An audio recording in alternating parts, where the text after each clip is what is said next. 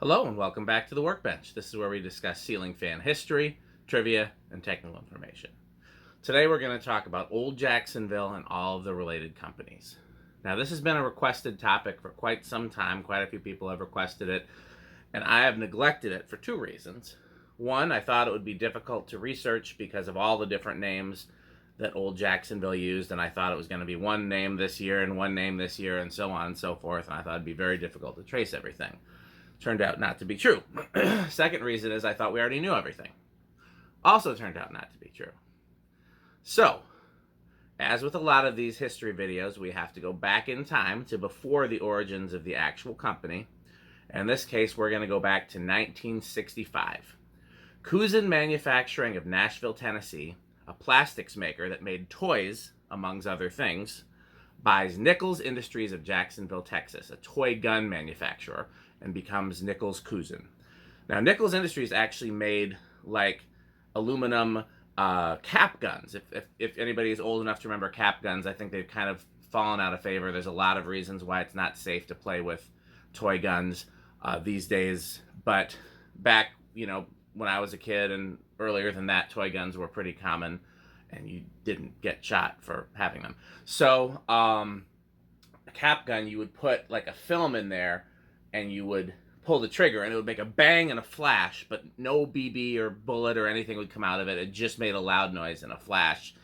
And, as a kid, we thought they were cool. And that's what Nichols made. And actually, I'm going to start this over because I want to know what the cap guns were made out of. Hello, and welcome back to the Workbench. This is where we discuss ceiling fan history, trivia, and technical information. Today, we're going to talk about old Jacksonville and all of the related companies. This has been a topic that's been requested multiple times, and I've neglected it for two reasons. One is I thought it would be very difficult to research because of all the different names that old Jacksonville fans were sold under. I thought it would be like this year they were this, and this year they were this, and this year so-and-so bought out so-and-so, and I just thought it would be really difficult to trace. Turned out not to be for the most part. Second thing is I thought we all pretty much already knew everything. Also, not the case. Learned a lot. So, as with a lot of these videos, we have to go back in time. When I say that, I mean like the company was founded in X year, but we got to go way before that year to dig into the origins. So we're going to go back in time to 1965, which is several years before old Jacksonville. Kusan Manufacturing Co. of Nashville, Tennessee, a plastics maker that made toys, among other things, buys Nichols Industries of Jacksonville, Texas, a toy gun manufacturer, and becomes Nichols Kusan. Now, if you're familiar, I gotta start over. Hello, and welcome back to the Workbench. This is where we discuss ceiling fan history, trivia, and technical information. Today, we're going to talk about old Jacksonville and all of the related companies. Now, this has been a topic that's been requested a few times, and I've neglected it for two reasons. One, I thought it would be very difficult to track the chronology because they used so many different names over the years. I thought it'd be this name this year and this name this year and so on. Turned out not to be the case. Second of all, I thought we already knew everything. Once again, turned out not to be the case. So, let's start our story, and once again, we have to go back in time well before old Jacksonville was founded. When I say go back in time, I mean before the first year of the fan company. So we're going to go back to 1965. Kusan Manufacturing Company of Nashville, Tennessee, a plastics maker that made toys, among other things, buys Nichols Industries Inc. of Jacksonville, Texas, a toy gun manufacturer, and becomes Nichols Kusan. Now, Nichols Industries made cap guns. I don't know if you guys know what cap guns are. You have to be at least my age or older. They were a toy gun back when it was still considered okay and safe to play with toy guns, where you put almost like a film in there, and when you pulled the trigger, it made smoke and a loud noise and a loud flash. Bright flash, but nothing actually came out. No bullet, no BB, no nothing like that. So it was just a, bang and a bright flash. So it was, would startle you, but it wouldn't hurt anybody. And they were very popular, again, back when, toy guns were safer to play with. And they were generally, the earliest ones were made out of cast iron, and then after World War II, they were cast out of zinc, which is what a lot of fan parts ended up being cast out of. But we're getting ahead of ourselves. So a plastic company that made plastic toys bought a metal company that made metal toys and became Nichols Kusan. That was 1965. In 1969, Bethlehem Steel. Bethlehem Steel is a very, very big, famous company that has many, many things outside of what we're going to talk about in this video. Very famously, they put in a bid to provide the steel for the World Trade Center. If you're at all interested, Google them. There's a whole lot out there. There's very much a rise and fall of like great American manufacturing. At one point, they were one of those companies where they were a huge company, but everybody was, family, and everybody got a great pension and a gold watch. And then, ended up being the company's going down, and the unions are fighting the management, and just it's one of those just great and tragic American manufacturing stories. So if you don't know Bethlehem Steel, look them up separately. We're not going to talk too much about them in this video because there'd be so much to talk about them. But in 1969, Bethlehem Steel buys Nichols Kusan. Nichols Kusan was best known as a plastics manufacturer, and by this time they were doing way more than just toys. But basically, imported steel was coming in. Steel prices were falling. Bethlehem Steel was like, well, we want to keep the company going. We don't want to lose any traction, So in an attempt to save the company, they bought a plastics manufacturer so they could diversify. That was 1969. But keep in mind, again, so Bethlehem Steel owns Nichols Kusan. Nichols Kusan still owns the Nichols Industries metal foundry casting plant in Jacksonville, Texas. So in 1979, the Southern Fan Company contracts with Bethlehem Steel's Nichols, Jacksonville, Texas plant for fan castings. Because again, it's a zinc casting plant. That's what, Terra faceplates and things are made out of. And that's 1979. And it just happens to be right in their backyard. So here's a convenient factory that makes metal castings right by where Southern Fan Company is. 1979.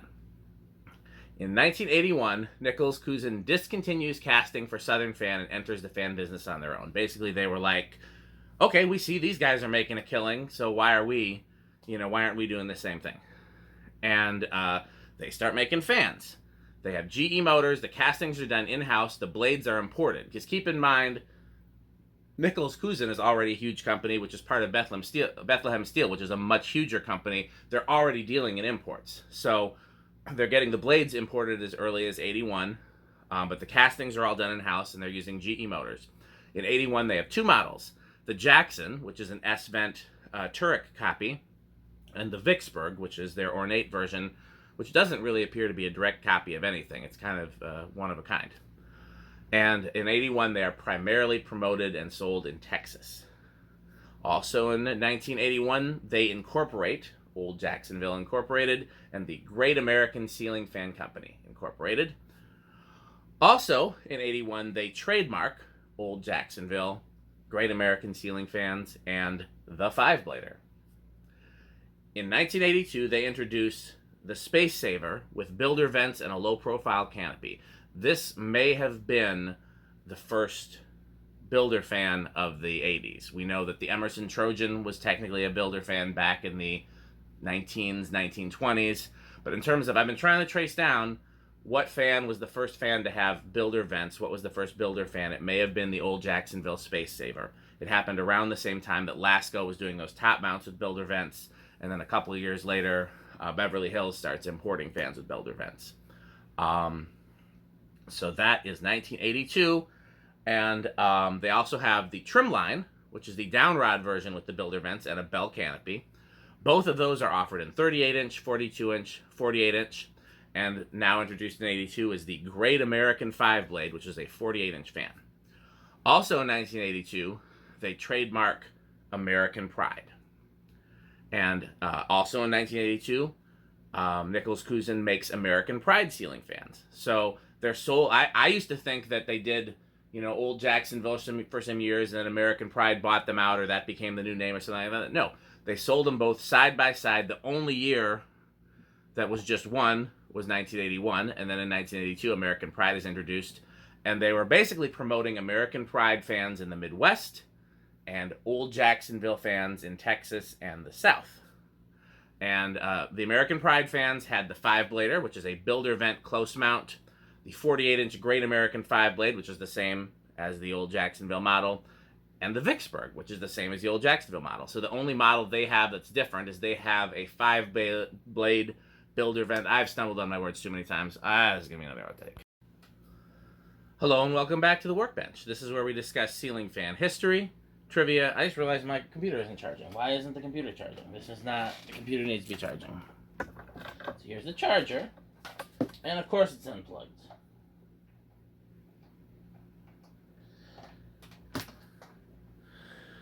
There we go. Plugged in, charging. Okay, well that wasn't. Hello and welcome back to the Workbench. This is where we discuss ceiling fan history, trivia, and technical information. Today we're going to talk about old Jacksonville and all of the related companies. Nope, time to start again. Hello and welcome back to the Workbench. This is where we discuss ceiling fan history, trivia, and technical information. Today we're going to talk about old Jacksonville and all of the related companies. Now, this has been a video topic that has been requested multiple times, and I've neglected it for two reasons. One is I thought it would be very different to track down the chronology because they sold the fans under quite a few different names, and I thought, okay, it's going to be this name this year and this name this year and so on and so forth. Turned out, nope, we're going to try again.